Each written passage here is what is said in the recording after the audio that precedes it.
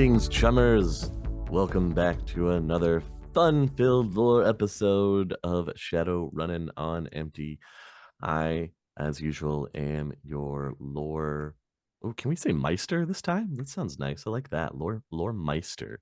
So easy mode. And I am joined this evening by my intrepid co-hosts. Intrepid co-hosts, welcome. Tonight we have with us Austin. Austin, how are you doing this evening? I would like to also proposition the title of Commandant of Curiosity. Ooh, I like that. Mm. I'm writing that one down. And of course, you know him, you love him. At least we hope you do. He also runs that great podcast over on the other side of the Spotify tracks. That direct storm of a podcast. People would argue he's from the wrong side of the Spotify tracks, but that's open to debate. It depends on where you're looking. Look, just Spotify tracks, he's on one side of them. Carmen, how are you this evening? Hello, Guten Tag. Did you know I learned a little bit of German? Du ich bin ein Freund. I know a sentence. that's all I know. Oh, Yeah, I know what the sentence means, and it actually isn't. I don't believe it's actually a very coherent sentence. It's close though. I'm sure our German listeners, our German listeners are laughing at me. will appreciate you trying to butcher their native language. Hey, no problem, bud. That's what I'm here for. So proud. If you haven't guessed what tonight's topic is, we're going to start to talk about Germany. Yay! Jumping across the pond once more back into Europe. Germany might actually take us two parts, you guys. There's a lot of information. Interesting. The best way to start is Germany is no longer Germany as we know it today. There are a bunch of terrible things that happen along the way in the Sixth World that cause the current country of Germany to break up and become the Allied German states. So in the rise of the Sixth World, economic collapse, environmental tragedy, and political instability marked the millennium and the beginnings of the 21st century for Germany. Sounds like more of the same already versus any other location that we've talked about. I think that's just the preamble to every episode of the podcast at this point. True. Yeah. Terrible disaster and political instability. It's just repeats over and over. So we start back in 2001 and 2004.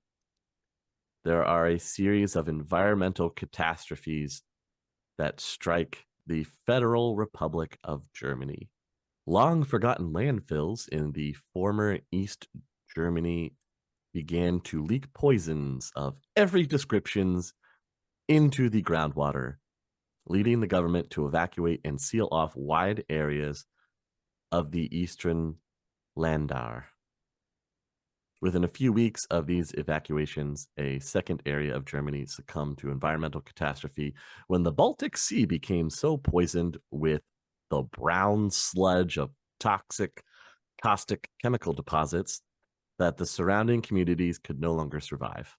And we're really hitting on all cylinders here because it was not long before the advance of global warming and the cumulative effects of pollution triggered the same collapse in the North Sea, affecting the seaboard regions of Germany, Denmark, and the Netherlands.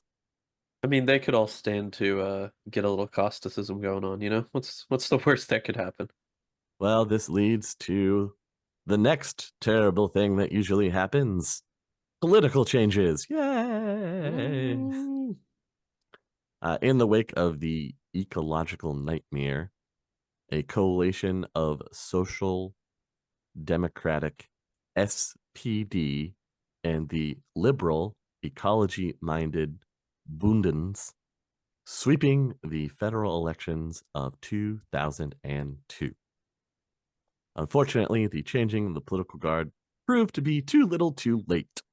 On November 19th of 2003, the worst flash flood in recorded history struck the North Sea regions of Germany, bathing wide swaths of Hamburg as well as eastern and western Frisia in oily sewage. Though the government shut down the nuclear plants along the lower Elbe River in time to prevent an even worse catastrophe, thousands died in the flood and then from chemical poisoning in the weeks following the disaster. I feel I should take this moment aside and say this is all still before the Vitus plague hits. Oof, wow. Oh man, so they're gonna get super messed up. Okay. I said it only gets worse. True. The North Sea catastrophe prompts the government to shut down all remaining German nuclear power plants by the end of 2004. At Bilbis near Mannheim in southern Germany, engineers working too quickly to close the plant released small amounts of radioactive gases into the atmosphere. An investigation of the incident completed in 2007 reported that the complex had come within a hair's breadth of a meltdown. In May of 2005, political and social tensions in Eastern Europe erupted into the border wars. Extended skirmishes between Russia, Ukraine, Poland, and the Baltic states that lasted almost 6 months and claimed 15,000 lives. Guys, once again, I am alarmed to make the connections of what is currently happening in our timeline today. No similarities have ever been noted before between the Shadowrun world and our real reality. Easy. I'm gonna need you to stop spreading that propaganda. Yeah, I'm so sorry. Remember, this is a work of fiction. Fiction. Yeah. Yes, not to be taken serious or used as any kind of template. Well, the war in the East prompted Germans living uncomfortably near the conflict to migrate to Germany's southern and western regions. Refugees from the warring countries joined this flight. The Russian Republic's losses in the war bolstered isolationists within their government, which in turn brought calls for secession from the other members of the Commonwealth of Independent States. Though the German government worked diplomatically to try to persuade the members of the Commonwealth to resolve their differences and to strengthen their external economic ties, the damage to the German economy had already been done. By the end of 2005, the North Sea catastrophe, widespread despoiling of the environment, and the border wars had created such a flood of migration from northern and eastern Germany that the cities of the south could no longer handle the massive population explosion. In an effort to maintain its voter base, the federal government passed legislation giving migrants a voice in local as well as general elections in early 2006. Responding angrily, the overburdened southern Landar of Bavaria and Baden-Württemberg went to the German Constitutional Court, threatening to secede from the Federal Republic unless the government revoked the new election laws. This, of course, triggers widespread protests that swiftly escalated beyond control. Pro-migrant politicians were gunned down in the streets in broad daylight. Inflation rose dramatically, and for the first time in its history, the Deutschmark dropped in value against other currencies. By the mid-2008, the coalition government collapsed under its inability to have any effect on the 18-month social and economic crisis. All this political maneuvering brought no change to Germany's miserable economy. Wildcat strikes continued, riots raged in the streets, and the people's demands became more and more radical. In an attempt to maintain its increasing precarious control, the government began to rely heavily on the federal border guards. Guess what, guys? I don't think this goes well.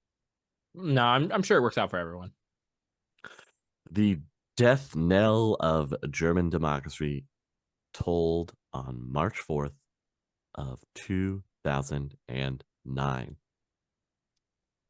The nuclear power plant at Catanon in the French province of Lorraine lost both its primary and secondary cooling systems.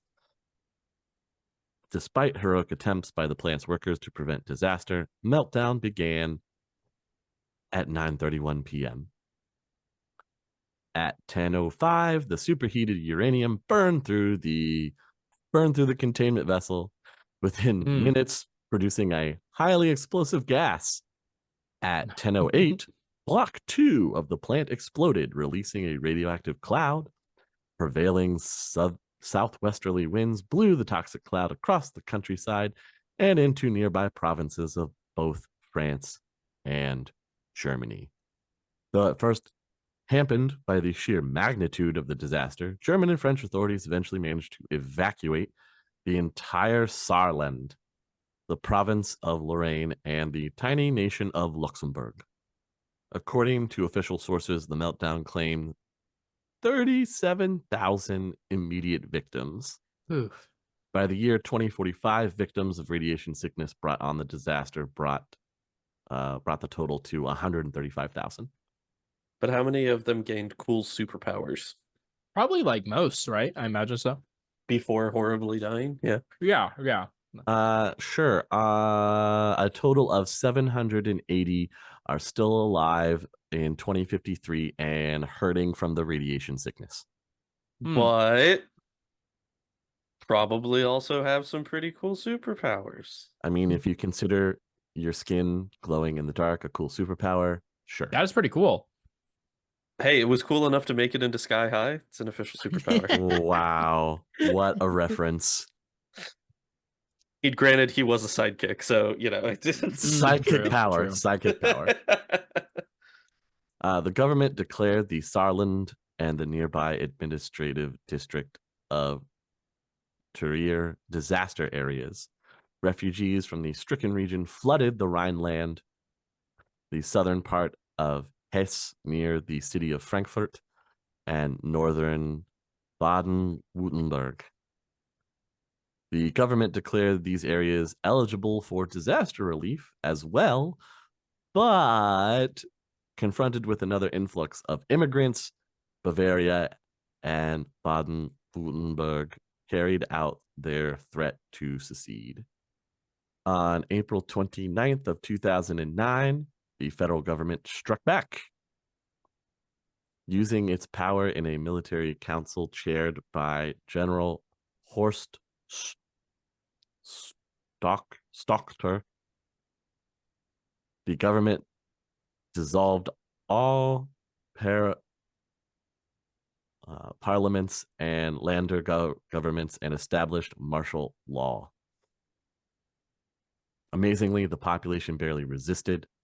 Only in secessionist Bavaria did the local police resist attempts to confiscate their weapons in efforts to occupy the Munich State Chancellery.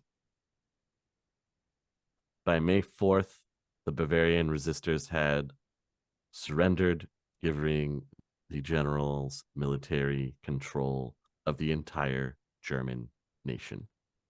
As the military began to consolidate its power over increasingly voracious internal objections, the first wave of virus pandemic hit Germany.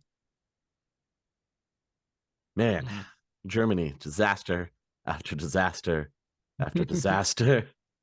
However, thanks to the quarantine imposed by the military and to Germany's high level of medical care, the death toll was relatively low, except in areas overpopulated by refugees from the evacuated Saarland. By the end of 2010, more than 4.5 million people had died of the mysterious deadly disease. The German economy grinds to a screeching halt, for some months teetering on the edge of its worst crisis since the ruinous inflation in 1923. The military government kept strikes and revolts to a minimum by providing free food and shelter for virus survivors.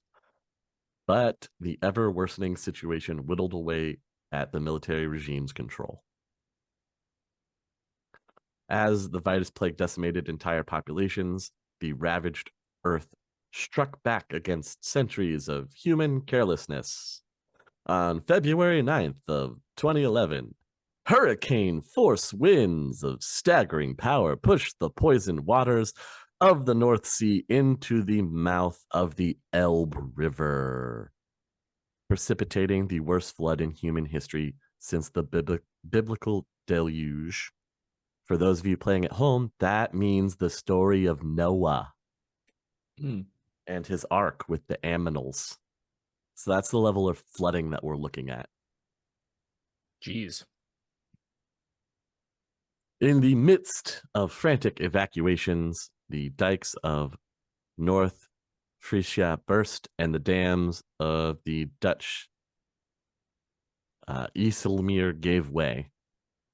When the tainted waters flowed back out to sea a week later, they brought with them most of the Netherlands, the whole of East Frisia, and large parts of North Frisia. The land that remained lay buried under toxic sludge that made the marshes uninhabitable.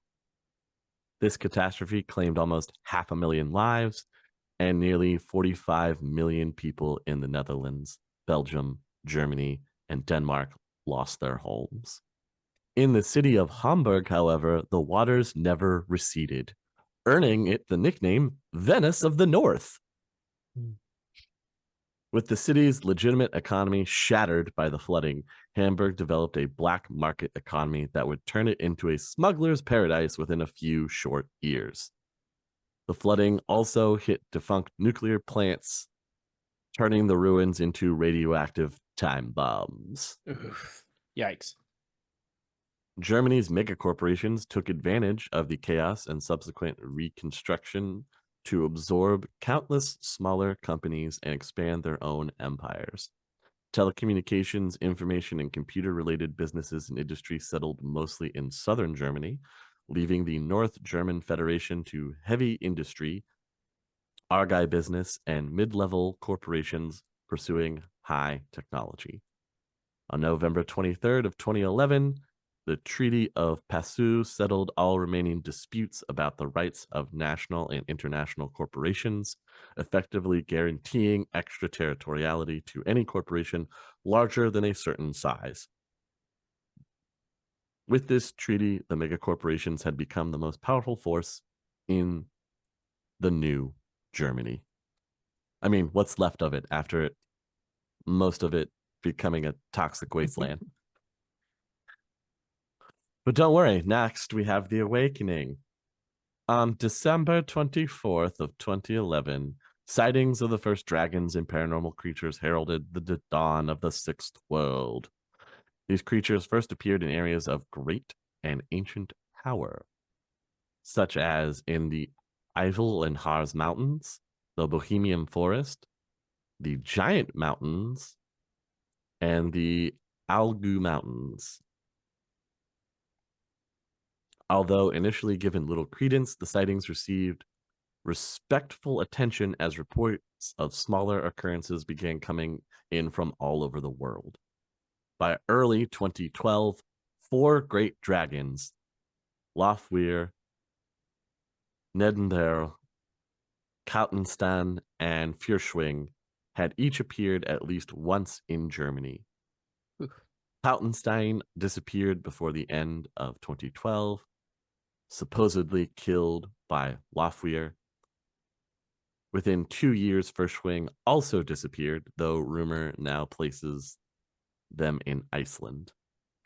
Nebelhir retreated to the Eifel and Harz Mountains, and Lofweir involved himself in human affairs, eventually becoming Lord and Master of the Sater Krupp Electrical and Mechanical Corporation.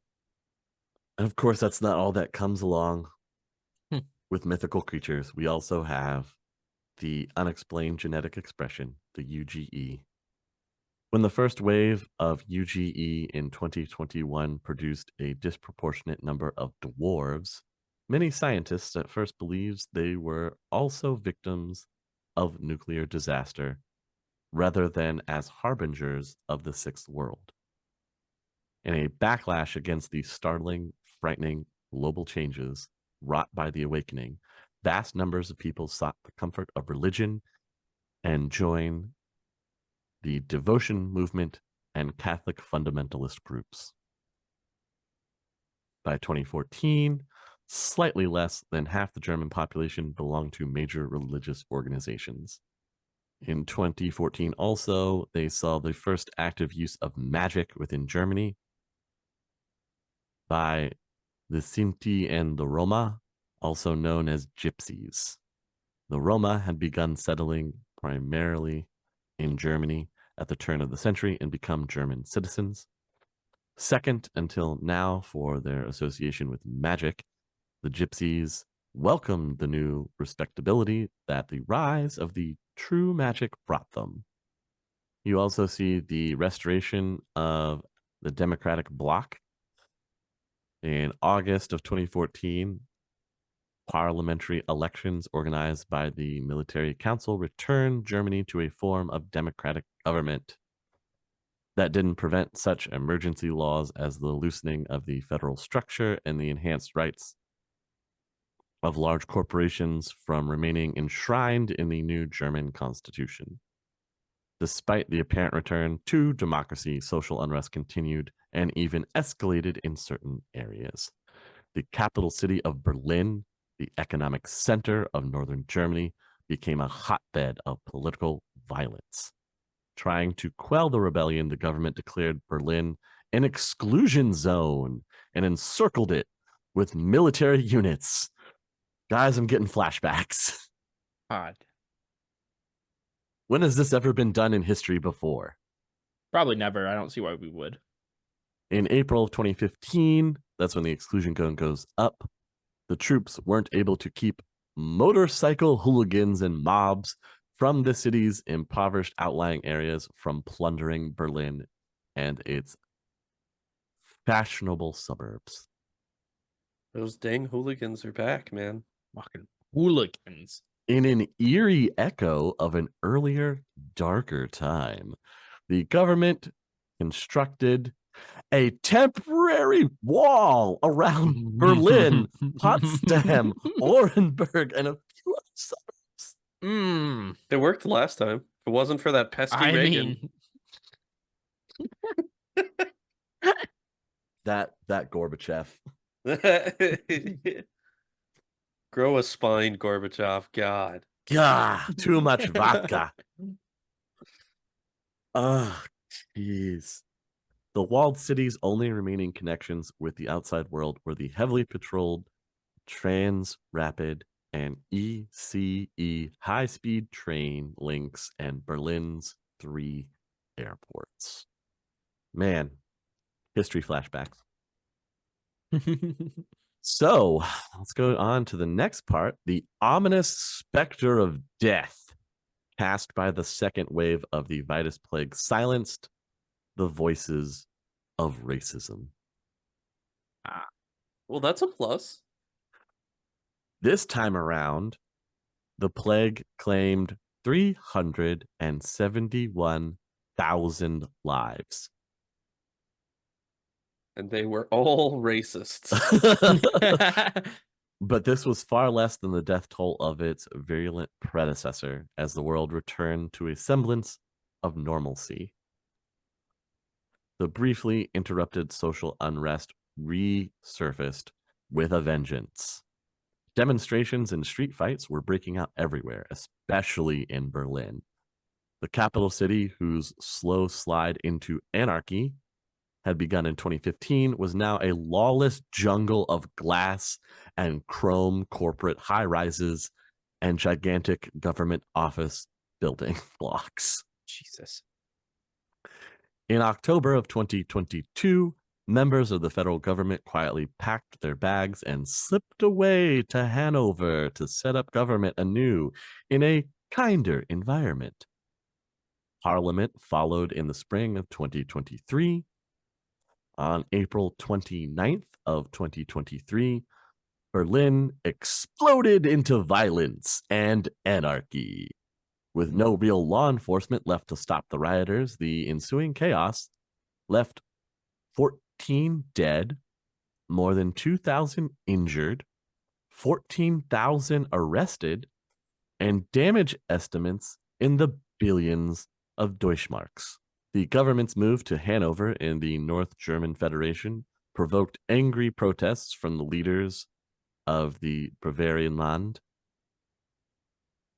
To placate the powerful southern state, federal authorities guaranteed Bavaria the right of veto over certain decisions. Though this move quieted the protests, it would prove a costly mistake. By the end of 2022, several German mages had formed the Dr. Faustus Society. Okay, I'm listening. To campaign for recognition of hermetic magic as a science. It takes a full 6 years later, but they finally get their wish. Though Berlin had survived the initial spasm of violence prompted by the federal government's abandonment, the former capital continued to suffer unrest throughout the 2020s. Go figure. When the city government used the paramilitary federal border guards to suppress a public transport strike that coincided with the occupation of Berlin's universities, it was like throwing a lighted match onto a powder keg. The city erupted in a virtual civil war that claimed hundreds of lives over several weeks, yet did not seriously affect the city's economy. Even though there's a civil war going out, still need a new TV. Right? Confident that their pocketbooks were safe no matter what happened, city government officials saw no reason to change their ways. Those who could afford it ignored the violence in the streets while enjoying the new SimSense cinemas or exotic designer chips. As long as the rich and jaded still got their piece of the pie, they left the men in charge of business and politics to their devices. Oh, hey, and don't worry, another plague strikes the planet on February 8th, 2029, when a worldwide computer virus attacked and destroyed both state and corporate computer files. The crash of 29. Following the crash, a second wave of corporate mergers set the foundation of modern-day Germany's economic structure. In 2030, the new German Federation began resettlement of the devastated North Sea shore, the newly built habitats at Groningen, Emden, and Bremerhaven, financed by a German-Dutch-Japanese combine, became the foundation of the giant Arco blocks now looming over those locations. I feel like there's one thing that we haven't mentioned yet, Easy, that I have questions about. Okay, what's that? Where does Saterkrupp come into play in all this? Well, they're definitely benefiting from those corporate restructures, especially after the crash of 29. Uh-huh. But don't worry, we'll get to them. There's still more for Germany that helps shape it. Oh, I'm sure. I just want when did Saterkrupp form? Originally, it forms Because they are like the major megacorp power, one of the major megacorp powers of Europe, right? And they're based out of Germany. Yes. Yeah. Somewhere in the early 2000s. Okay. Let me actually. So they've just been working in the background this whole time as all of this has been going on, seeding power and setting up for the corporate restructure, basically. I mean, they are run by a dragon. They are run by a dragon. The machinations of dragons are unknown by man, let me tell you. In 2038, that is when Loftweir gained whole ownership. Okay. That's when it becomes prevalent, shall we say. Yes. Gotcha. But it takes him that long. Okay. All right. Sorry, just wanted to check in on that. No, that's legitimate. And now we get to everybody's favorite time. The Euro Wars. Woo. On May 19th of 2031, Russian forces attacked Central Europe.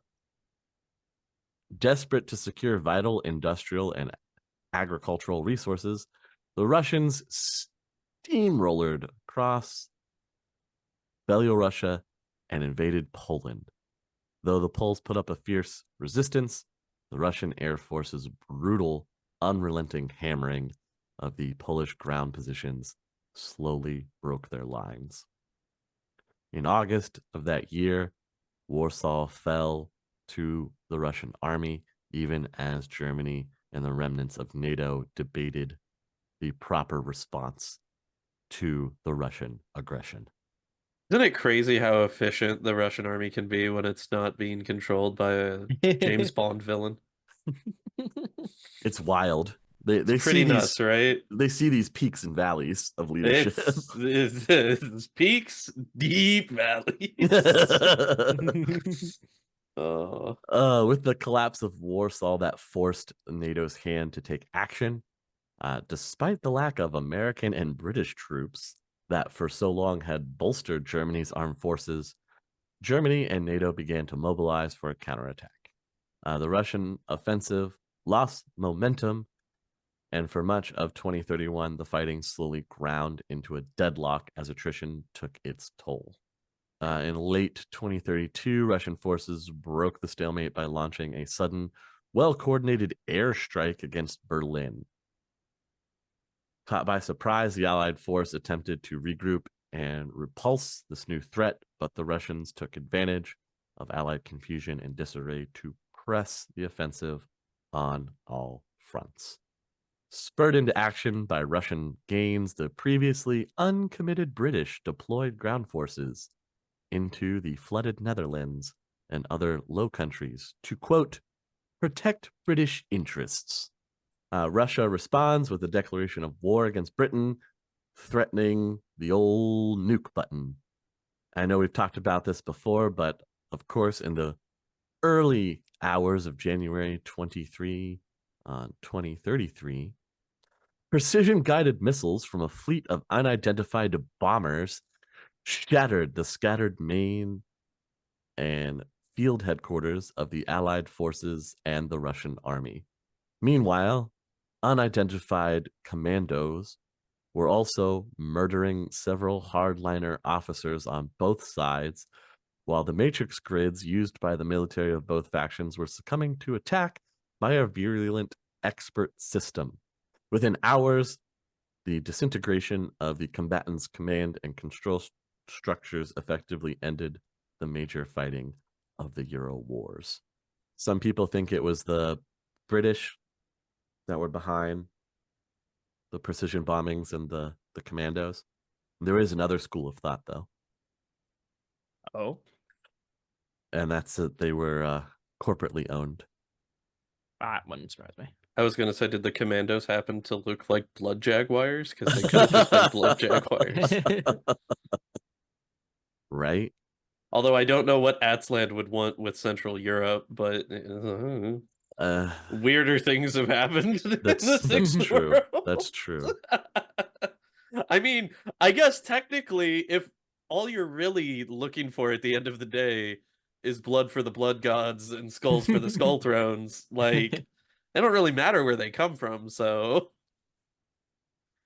could be European blood sacrifices, you know. I bet it's just as good. Wow. Pairs well with cheeses, they say. With Jesus. With the end of the Euro Wars, there is no real stability that is brought to Germany. Though a wealthy Japan offered increasingly generous amounts of aid, Japanese money came with strings attached. In a backlash against increasing Japanese control, many European automotive and electronics firms merged to form multinational combines. Though these nascent mega corporations helped wean Germany from dependence on Japanese money, the German government had traded one master for another. The price for the megacorps propping up of the economy was that they would no longer bow to government authority except in name. Citizens that were alarmed by the Euro Wars began arming themselves at a frantic pace. Street hawkers sold Kalashnikovs and Uzis on every corner, and public opinion polls showed that 1 in 2 Germans kept a pistol under their pillows. The lax arms laws enacted during the wars furthered the downward spiral towards a society armed to the teeth. The trend toward a fully armed German society took an unexpected and sinister turn at the International Automotive Show of 2037, when Opel, Mercedes, and BMW offered automobiles equipped for operation by riggers for the first time.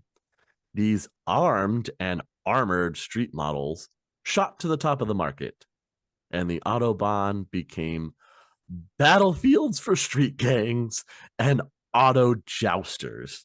That sounds pretty cool. Yeah, that's pretty sick. The borders between North and South Germany and between the North German Federation and the Westphalia quickly devolved into hotspots where the gangs took advantage of the neighboring police forces' refusal to cooperate with each other and committed their mayhem unchecked. In addition to this literal arms race, a figurative one took shape in the arena of computer security. During the mid-2030s, cyberdecks appeared in greater numbers, leading to a sharp rise in electronic break-ins. Politically, the years 2035 to 2038 saw a growing independence among the southern lander of Baden-Württemberg, Bavaria, Rhineland, Palatine, and Greater Frankfurt. It began with those states enacting stricter border controls and then imposing customs duties and limits on immigration. Too exhausted by recent events to fight these developments, the federal government bowed to the inevitable, and on May 21st of 2038, the Southern Länder seceded from the Federal Republic and formed the South German Federation, establishing its capital in Munich. Alphonse Hungarten, a member of the right-wing Bavarian People's Party, became the Federation's first chancellor. Hey, Chummers, just taking a quick moment to say if you are enjoying what you hear, consider coming over to our Discord, where you can hang out with us and other like-minded Shadowrun enthusiasts. The link is in the description. While you're at it, check out our Patreon over at patreon.com/critical_hits. You get early access to episodes of SINless. You get to vote on upcoming art that you want to see in the shows, and you also get full access to Worm Talks, just to name a few things. It's only $5, and that gets you in and helps us keep the lights on and making the content that you enjoy. And now, back to the show. Violent incidences sparked by the Night of Rage continued through the mid-2040s, but the general attitude towards metahumans changed little. The majority of the human population regarded their metahuman counterparts with a mixture of disgust and fascination, frowning on violence or overt bigotry against them, but refusing to admit their equality with humans. The more right-wing South German politicians maintain repressive measures against the awakened, quote, for reasons of public health. In March 2042, the events that had rocked the United States decades before finally reached Germany. As the U.S. had done with the Native Americans, the South German Länder began to herd metahumans into camps. And the Southern German Parliament came very close to adopting a eugenics program. However, before the South German Länder can enact this repressive measure, a series of volcanic eruptions ravaged the entire Eifel Mountain region. Lava flows blocked the Rhine River, causing the Neuwied Depression to flood. Koblenz and other towns in the floodplain were abandoned as the Rhine overflow formed a new lake stretching from Remagen to Lachenstein. I'm sorry if I'm butchering these names. For our German listeners, I attribute it to I am partially sick while doing this. And also we're American. True. That's a good point. Ye to the haw. At this same time, a series of severe earthquakes struck the upper Rhine. Though no one claimed to have orchestrated these disasters by magical means, popular opinion ascribed them to a vengeful, magically active metahumans. On February 19th of 2043, the Troll Kingdom of the Black Forest proclaimed itself a separate land of the Federal Republic. Did they claim all of the Black Forest for themselves? Because that would be pretty dope. I believe so. I mean, what's left of it by this time after all That's these also fair. disasters? Yeah, no, that's also fair. A short time later, the region settled by dwarves announced the formation of the Grand Duchy of Westerrhein-Luxembourg. After the South German lander failed to reconquer the lost territories vigorously defended by the metahumans and the nature spirits they summoned, they gave up. In May of 2044, the southern German states collapse because the chancellor tries to break the foreign hold that foreigners have on the economy for them, wanting them to be independent. This doesn't go his way. In response to that collapse of the South German government, the German states called a constitutional congress to establish new rules for cooperation between the German Länder. The congress remained in session until the end of the year, during which time several delegates relinquished their seats for, quote, health reasons. The departing delegates made room for more progressive replacements. Can you say poisoning? On May 8th of 2045, the new constitution established the Allied German States in place of the old Federal Republic of Germany. The new alliance enhanced the independent legislative powers of the Länder at the expense of the Confederate government in Hanover.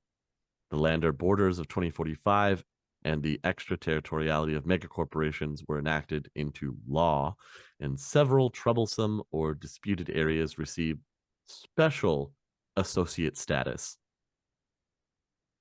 These associate members included the recently established Troll Kingdom and the Dwarf Duchy of Westrhein-Luxembourg, the Elven Duchy of Pomeroya, the tiny individual states of the Upper Palatine Forest, the Saarland Special Legislative Zone, and the Free City of Berlin.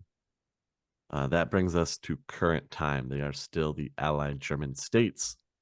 Do they still technically have a capital? Like, is Berlin still the capital of the Allied German states, or? No, Berlin is the Free City of Berlin. Oh, right. Okay. Basically, we're taking it back to a time of the German principalities. Right. Yeah. That's basically what we're returning to. I see. They all have treaties with one another for, their own rights Right. and working together and whatnot. But the Federal Republic is gone. Okay, I gotcha. So rather than having a capital, it's more each region has its own thing going on. Right. As for Berlin, the anarchist rule in Berlin lasted until 2055. That's a pretty decent chunk of time, all things considered. When joint corporate forces acting on orders of the German government invaded the city, and after weeks of fighting, forced the surviving anarchists to retreat to the eastern part of the city that was later walled off. I see. The anarchists and corporations signed a truce in 2060, and Berlin was separated into the small anarchist east, surrounded by walls and heavily guarded by corporate forces, and the large corporate west, divided into sectors, each controlled by a corporation.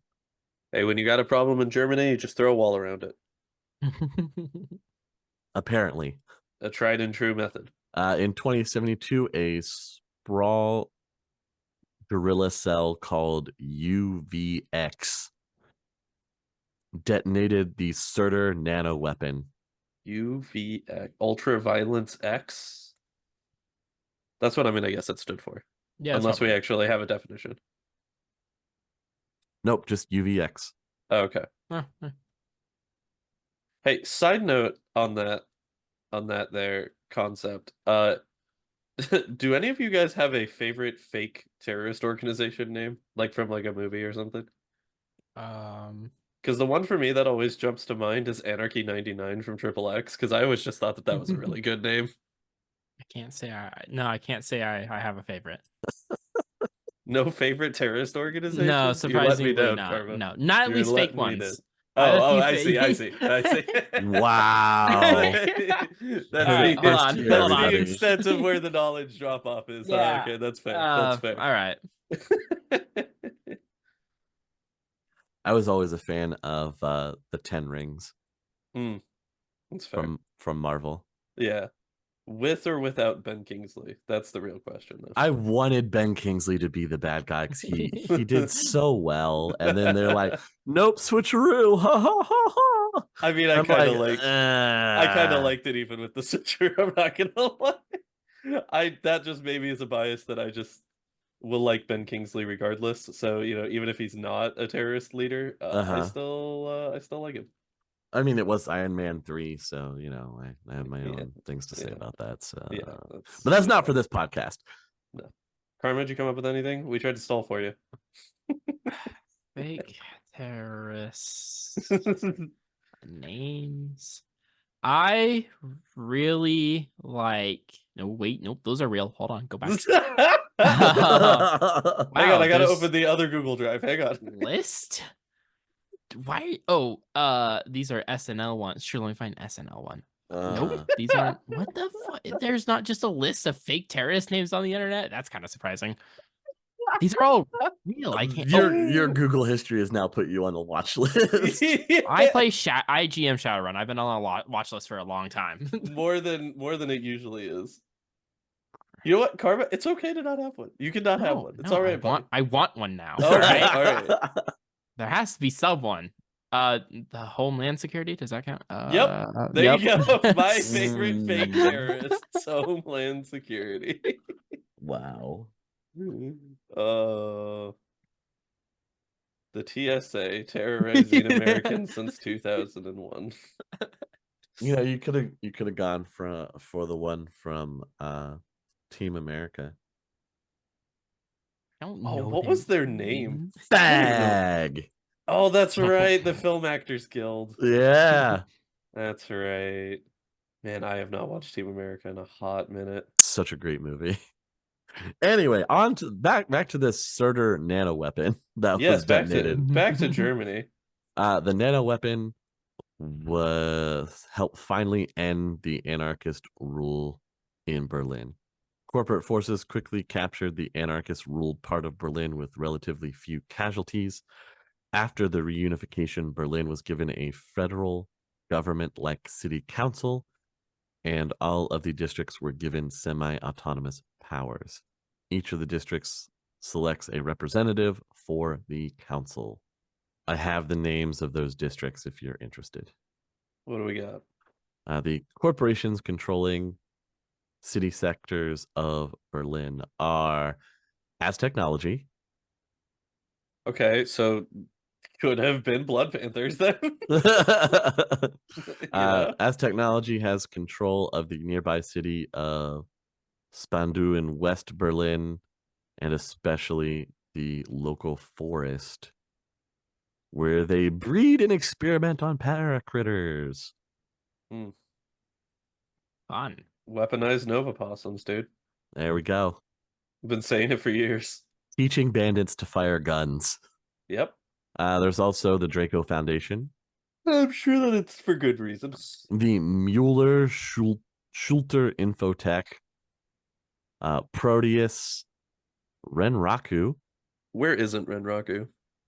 Renraku has That's control of the district of Prenzlauerberg that has become over the years like a small Tokyo. Go Hmm. figure. Of course, Saderkrupp. What? They have a stake in this? No one saw that coming, I know. Saderkrupp has completely seized the district of Tempelhof with its airport and turned it into an open sky arcology. Oh. Hmm. Tempelhof cool. with all of the churches dedicated to Hasselhoff. Side note, do you think Lofweir is a big fan of David Hasselhoff? I mean, who Probably. isn't?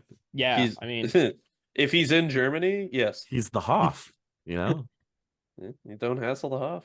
You don't hassle the Hoff. If he was good enough to be the coach for Germany's, international team for the dodgeball competition, how could he not endear himself to you? Very true. You did ask about the Black Forest Troll Republic. Yes. I do have the leader's name is Hugo von Haslick. Sounds German. Checks out. This goes back to the 2030s when they're sort of being oppressed. They have what are called the Troll Wars. I assume that it took place mostly on the internet.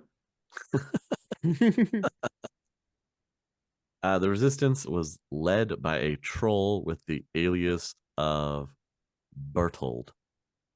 He led a small insurgency force to the Rottweiler Bethering. On the 28th of October in 2038, they liberated the largest internment camp. During the fighting, the insurgents killed a large number of guards and afterward executed the remaining internment camp personnel. The insurgency after the liberation continued operating with guerrilla tactics in the wooded mountain range in Baden-Württemberg, known as the Black Forest region. In February 2042, the regional government, fearing a defeat, initiated a large-scale offensive in the region held by the insurgents. Large-scale fighting resulted in the defeat and turning back of the government-backed troops. Berthold, with mages controlling nature under his command, initiated a wide-scale counterattack.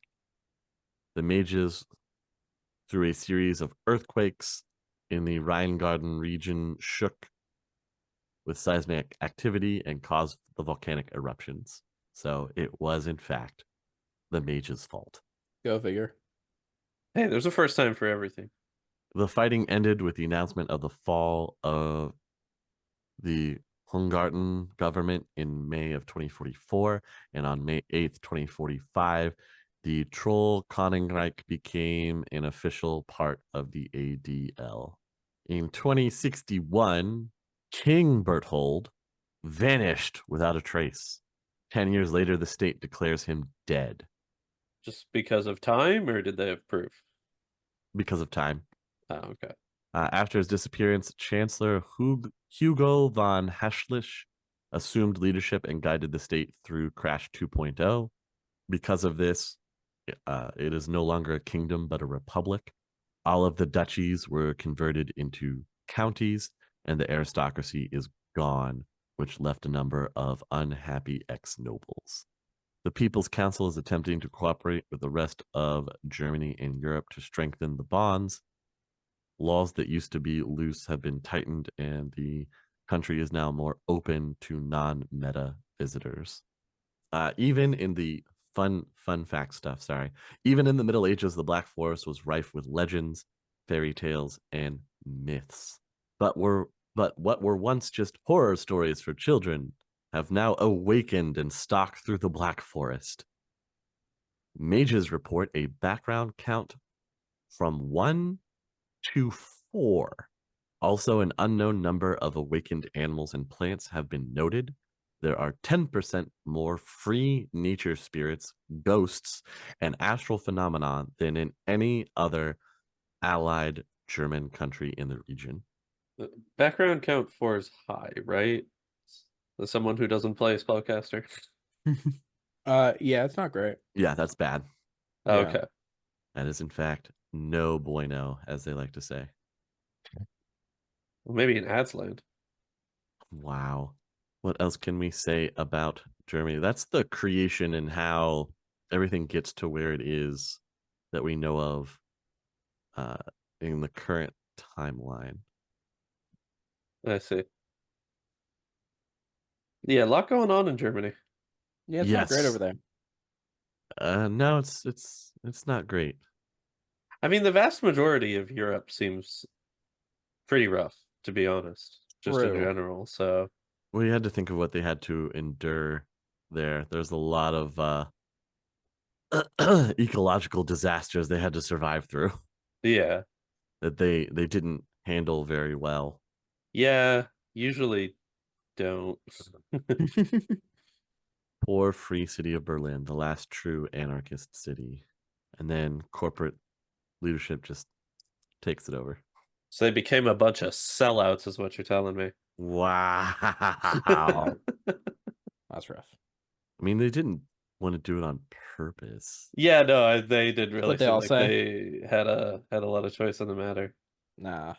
Turns They got what they out, deserved. build a wall around it, keep it isolated from economy and any other real means of survival, and you get a rough time. That's true. How about some poly clubs? Oh, I'm sure only the good ones are left, right?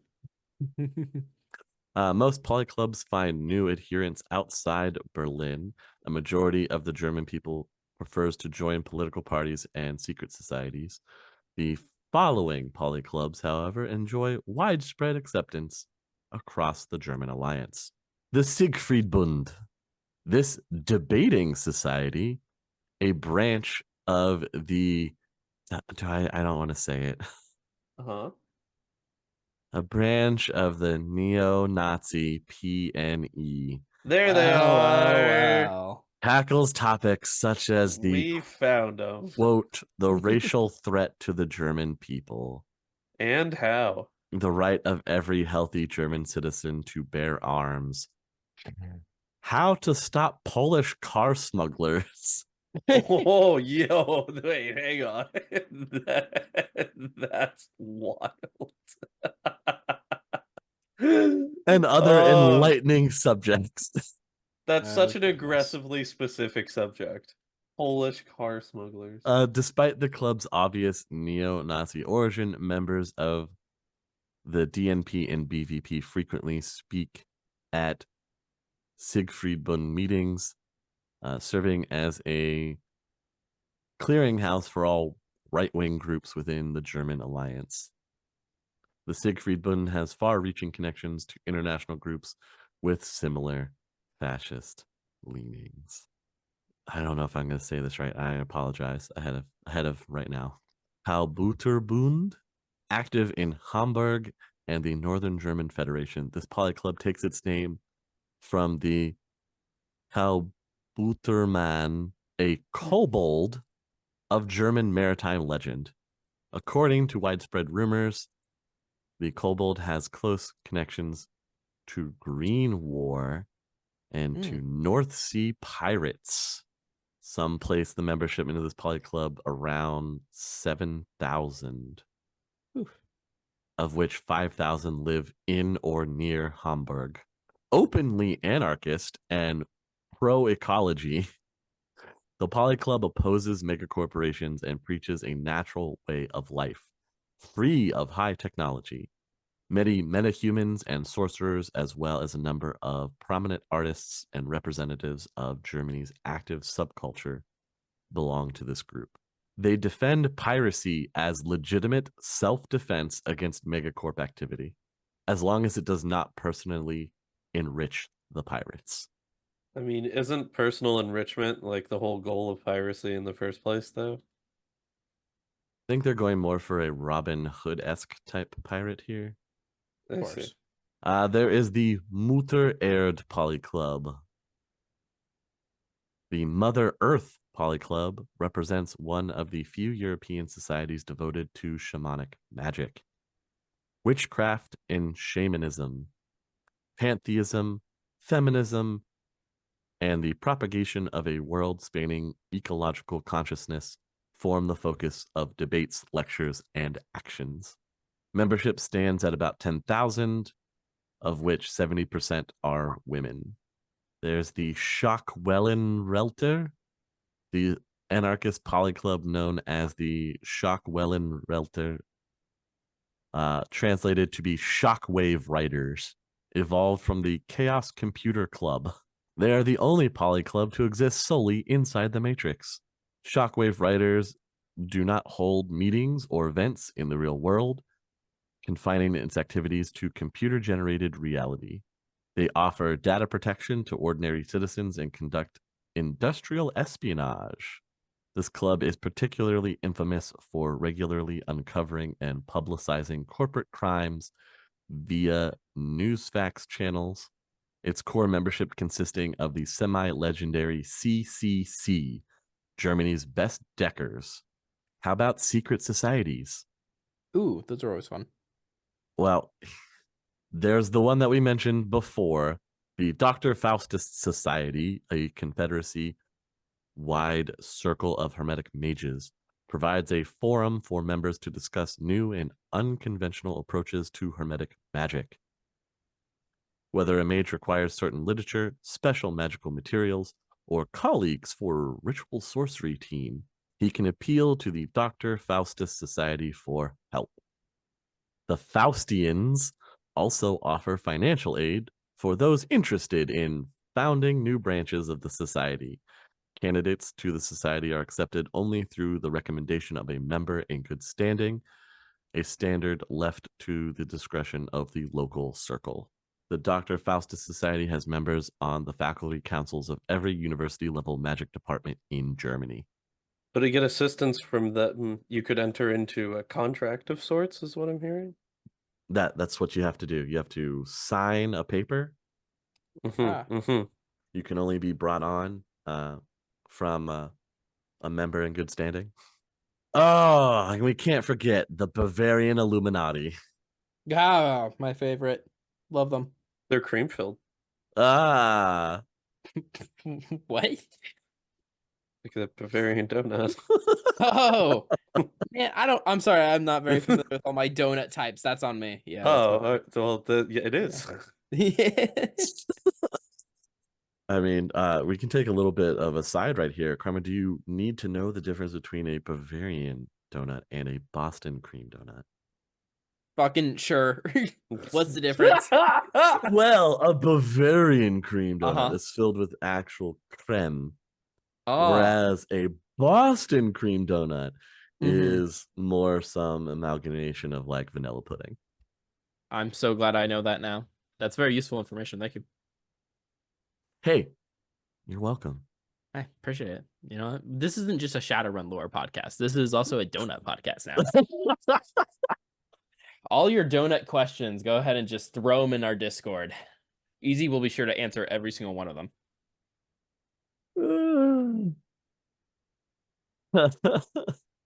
Well, the Bavarian Illuminati, delicious, by the way. Few people know anything about this world-spanning Freemasons Lodge. The lodge, nevertheless, boasts vast cash reserves and far-reaching connections. And some people suspect that it works toward global supremacy. My favorite. But, of course, we all know who they actually belong to if you've listened to our previous lorecast, that they are, in fact, backed by none other than the Black Lodge. Hey, always not knowing what they're doing no matter where they are. Let's go. No matter who they be, where they are, ain't no knowing nobody. The battle for control and or servitude continues. There's another secret society called SE, the Widespread Feminist Association. She consists mostly of witches and followers of the Great Mother. Men may not attend meetings or become members. The association aids feminist projects, promotes witchcraft, and funds non-hermetic magical research. Occasionally, say members strike out against companies and individuals perceived to be sexist and or racist, usually through illegal distribution of sensitive or damning information, but sometimes via computer viruses or even hired killers. Can't beat the old ways. So Germany does have a lot to say about its different groups. There are terrorist organizations as well that reside within the German Allied borders. One of them being Gruenzellen, Green War Europe. These eco-terrorists attack pollution-intensive industries. Their aim is always to damage property and other assets, avoiding taking meta-human or human life whenever possible.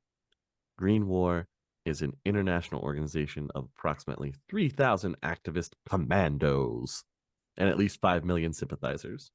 It recruits its allied Gruenzellen green cells, mostly from dabblers in eco-terrorism, does not maintain a hierarchical command structure, and restricts its activities to Europe.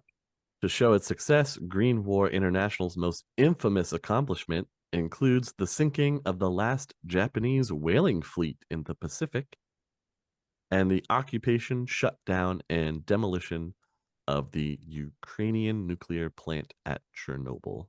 Those were some pretty impressive accomplishments. Not bad. Foreign policy. The Allied German states regard Amazonia as the single source of all terrorist activities against them. So trade with Amazonia is severely restricted, and citizens of this nation can rarely obtain an entry visa. Atzlan, along with several other South American nations, is one of Germany's biggest customers for weapons and sophisticated technology. The nationalization wave of 2044 left Atzlan's German-owned corporations largely unscathed, and trade continues to flourish. Any place else you are interested in knowing about with their relations? No. No. I No. think- No. No, Nothing. I don't Not think a so. thing. Not a thing. No. Well, guys, I think I've about hit my limit for what I'm able to supply with you this evening. That will probably be Germany part 1. And then we'll do a follow-up where we actually delve into what everyday life is like, housing, how you get around, the usual stuff that we have on our trips when we visit new locations. It's just there was a lot of information to get through beforehand to kind of set everything up, and I am on the verge of losing my voice. So thank you for sticking it out with me this long. Karma, Austin, anything else to add for this part 1? Guten Tag. Oh, I did look up what I did translate what I said earlier, and I did mess it up. So just so we know, I do not understand German. I still said what I wanted. Well, yeah, I messed it up. Just confirming I don't speak German. Fantastic. Yep. So we all know. Hey, at least you didn't say Ich bin ein Berliner. True. I am, in fact, not a donut. Okay. I just wanted really? to throw that in because, we talked about donuts. Right, that is important. It's Yeah. always it is on brand. It was topical. I'm gonna show up next recording with a donut, just so everyone knows. I will be munching on it. I'll actually totally forget about it, so don't hold me to that. If you don't, I'll be disappointed. Okay, well, you know what? You remind me of my father. Okay. Well, All right. with that one, thank you guys for hanging out with us this episode. I hope you have enjoyed the lore that we have supplied for you about the formation of the German Allied States. We'll get into what it's actually like to live and operate there when we come back with Germany Part 2. Woo! Better than the first. Hopefully, I will be in a better state so that I can go for longer. We'll try to pepper in some more donut jokes. because apparently now that's a thing that we're That's our new associating shtick. with That's our with Germany. I don't know why, but whatever. We keep it snappy. All right, you guys. Have a wonderful evening. Thanks for hanging out. And as always, we will catch you on the next one. The Topps Company Inc. has sole ownership of the names, logo, artwork, marks, photographs, sound, audio, video, and/or any proprietary materials used in connection with the game Shadowrun. The Topps Company Inc. has granted permission to Critical Hits to use such names, logos, artwork, photographs, sound, audio, video, and/or any proprietary materials for promotional and informational purposes on its website, but does not endorse and is not affiliated with Critical Hits in any official capacity whatsoever.